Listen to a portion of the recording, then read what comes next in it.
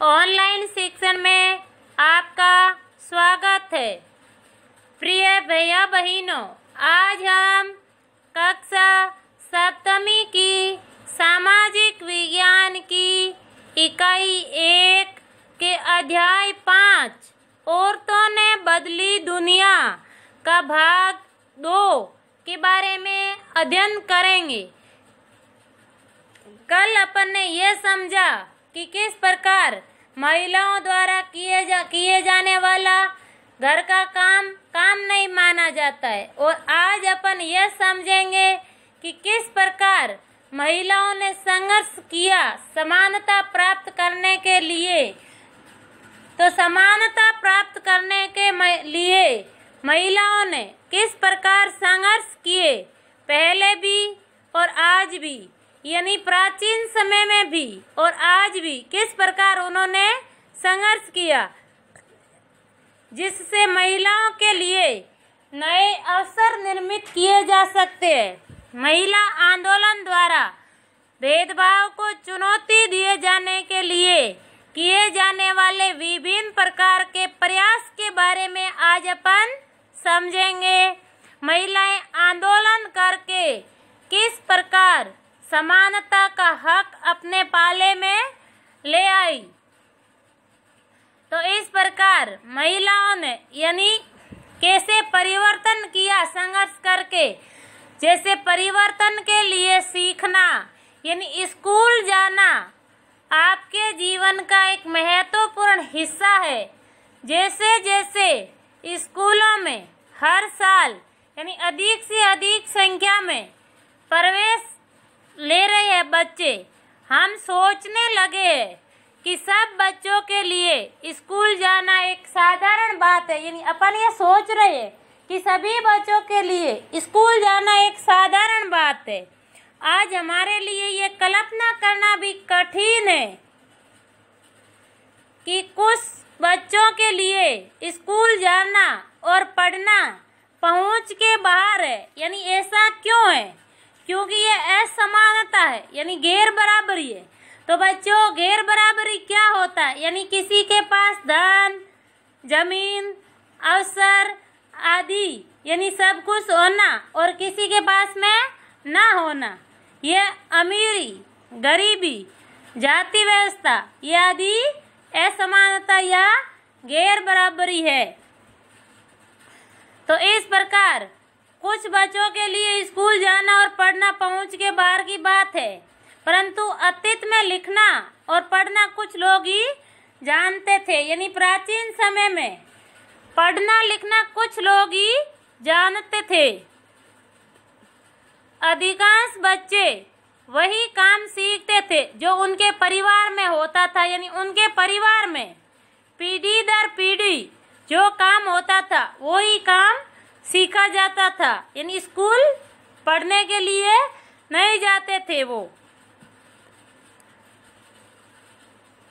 लड़कियों की स्थिति और भी खराब थी। यानी प्राचीन समय में लड़कियों की स्थिति और भी खराब थी। यानी उन समाजों में जहाँ लड़कों को पढ़ना लिखना सिखाया जाता था और लड़कियों को अक्सर तक सीखने की अनुमति नहीं थी। यानी समाज में लड़कों को तो पढ़ाया लिखाया जाता था, लेकिन लड़कियों को अक्सर तक सीखने की इजाजत नहीं थी, अनुमति नहीं थी।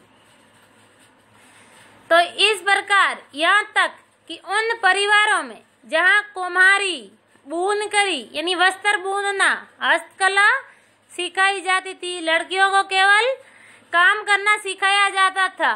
और ये धारणा थी कि लड़कियों और औरतों का काम केवल सहायता करने तक ही सीमित है। तो ये क्या हो गई? कल अपन ने पढ़ा था न कि रूढ़िवादी धारणा। रूढ़िवादी धारणा क्या है?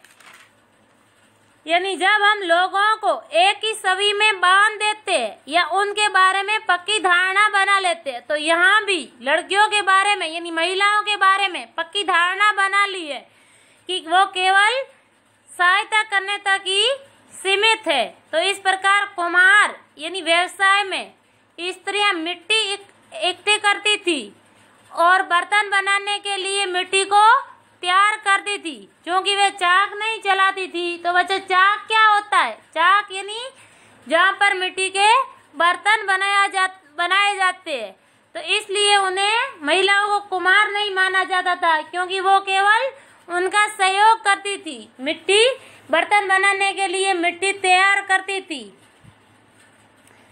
तो इस प्रकार 19वीं शताब्दी में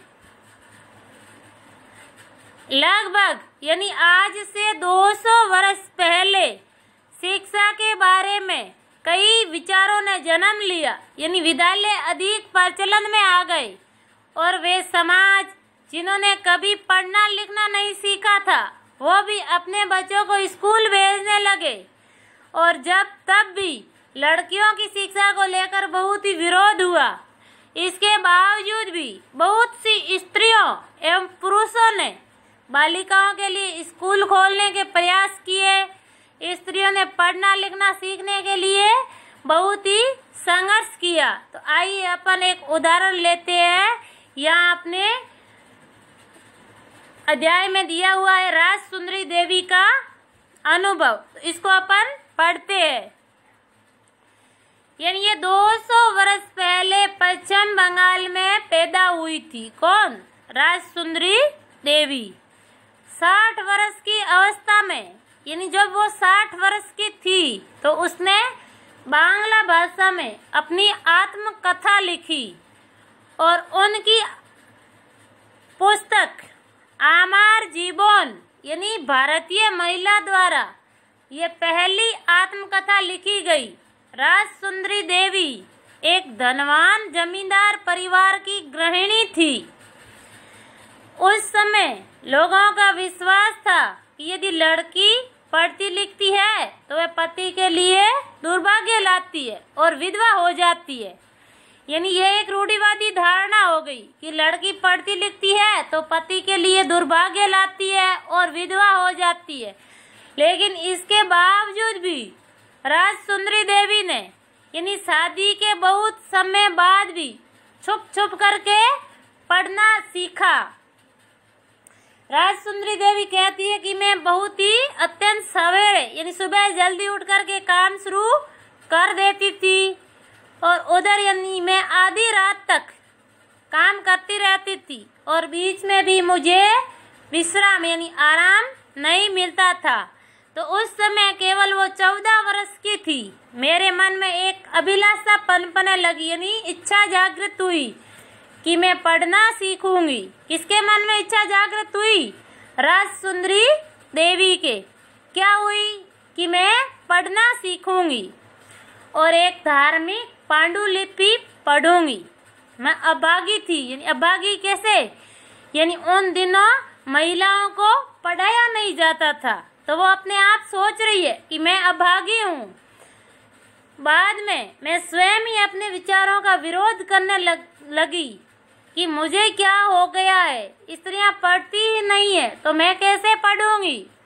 फिर यानी उनको एक सपन आया और सपन में उन्होंने क्या देखा कि वो चैतन्य भागवत पढ़ रही है, यानी एक संत का जीवन पढ़ रही थी।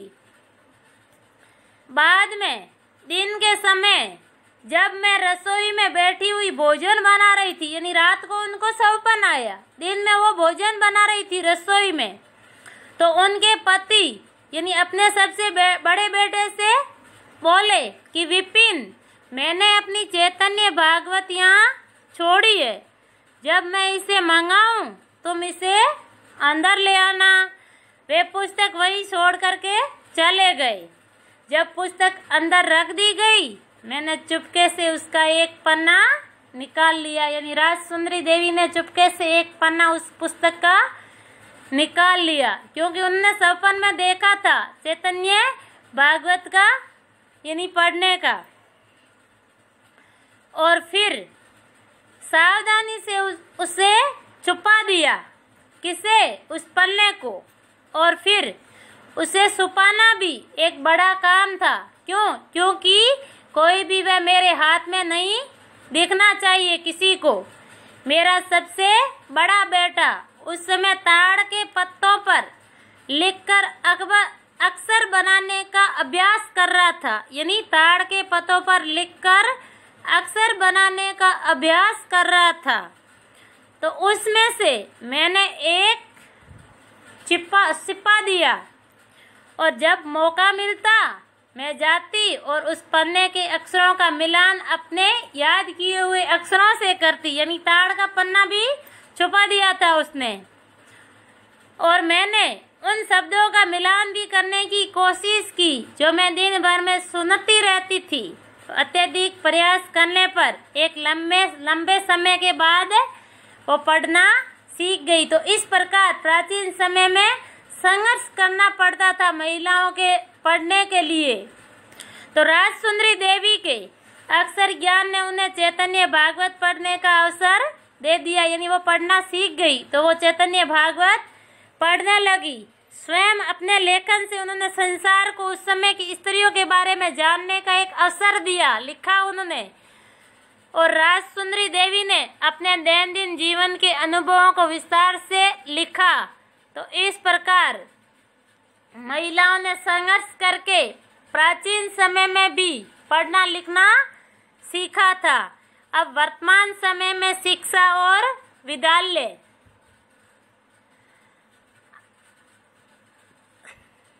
यानी आज के युग में लड़के और लड़कियां विशाल संख्या में विद्यालय जा रहे हैं, सभी जा रहे हैं। लेकिन फिर भी हम देखते हैं तो लड़कों और लड़कियों की शिक्षा में बहुत ही अंतर है। यानी भारत में हर 10 वर्ष के बाद में जनगणना होती है, जिसमें पूरे देश की जनसंख्या की गणना की जाती है। इसमें भारत में रहने वालों के जीवन के बारे में विस्तृत यानी जानकारी एकत्रित की जाती है, जैसे उनकी आयु, पढ़ाई, उनके द्वारा किए जाने वाले काम आदि। तो इस जानकारी का इस्तेमाल हम अनेक बातों के आकलन के लिए करते हैं, जैसे शिक्षित लोगों की संख्या, तो स्त्री एवं पुरुषों का अनुपात कितना है।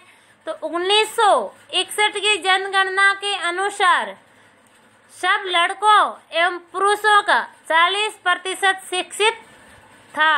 यानी 7 वर्ष से अधिक आयु वाले 40% लड़के एवं स्त्री एवं पुरुष लड़के यह शिक्षित थे। और इसकी तुलना में लड़कियों एवं स्त्रियों का केवल यानी लड़के 40% में से महिलाएं थी, स्त्रियां वो 15% ही थी। और 2011 की जनगणना के अनुसार लड़कों व पुरुषों की यह संख्या बढ़कर 82% हो गई और शिक्षित लड़कियों एवं स्त्रियों की संख्या कितनी हुई, 65% हो गई। तो इसका क्या अर्थ है कि पुरुषों एवं स्त्रियों दोनों के बीच ऐसे लोगों का अनुपात बढ़ गया है जो पढ़ लिख सकते हैं, जिन्हें कुछ हद तक शिक्षा मिल सकती है। लेकिन जैसा आप देख सकते हैं, जब स्त्रियों की तुलना में पुरुषों का प्रतिशत अधिक है, इनके बीच का अंतर अभी समाप्त नहीं हुआ। यानी स्त्रियां संघर्ष कर रही थी तो भी अभी तक समाप्त नहीं हुआ इनके बीच का अंतर। धन्यवाद।